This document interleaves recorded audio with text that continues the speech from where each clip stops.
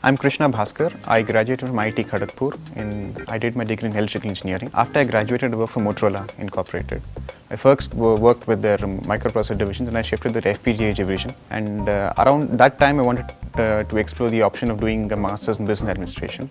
So after 2 years into my job, I applied to ISB. For good or bad, it's the only school I applied to, and it's the only school I walked into, and I'm rather happy for that in hindsight. I'm currently assistant collector under training in Visakhapatnam. Essentially, the canvas of tools that ISB gives you access to is exceptionally large. A lot of us wondered if we'd ever be able to apply all the tools we've been given access to. And honestly speaking, that sort of canvas is found only in government. I didn't have anything specific in mind. I was doing what a lot of these management thinkers call fourth quadrant business, where you look for something you don't know what you want yet.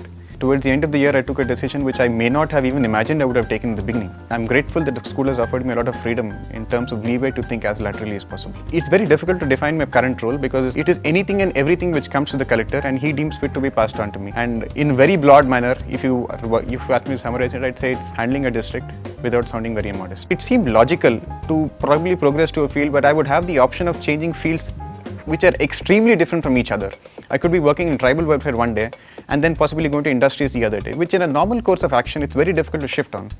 But paradoxically, in my current job, I'm judged on my ability to move across as many domains as possible. The entire experience, my 1 year, put it to me in black and white, that the biggest or the most complex machines to work with are the ones you see in a mirror every day. In my own class, there was someone who would in the future be 15 years my senior in the IPS. And this man carried himself with extreme aplomb and exceptional humility. And a year later, I found myself saluting to someone who was saluting to someone who ultimately saluted him. When you decide that you want to specialize in a certain field, or when you decide that you want to study only a certain part of what they're offering you, you're shutting yourself out to a lot of serendipity, which could occur. And that, I think, would be a huge mistake. So you walk in with absolutely no expectations at all. Try to see what you'll be exposed to. You could be exposed to marketing, you could be exposed to economics, and I guarantee that life is not as linear as you think it is. You could be sitting in a DMOP class and suddenly decide that all you want to do is human resource management. It could happen.